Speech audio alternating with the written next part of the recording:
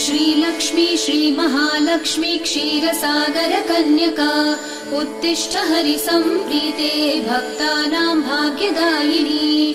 श्रीलक्ष्मी श्रीमहालक्ष्मी क्षीरसागर कन्यका उत्तिष्ठ हरिसम्प्रीते भक्तानां भाग्यदायिनी।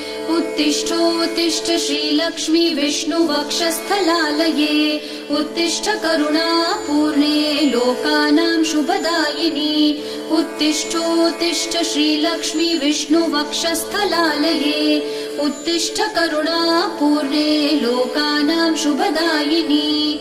श्रीपद्ममध्यवसिते वरपद्मनेत्रे श्रीपद्महस्तचिरपूजित पद्मपादे श्रीपद्मजात जननी शुभपद्मवक्त्रे श्रीलक्ष्मी भक्तवरदे तव सुप्रभातम्।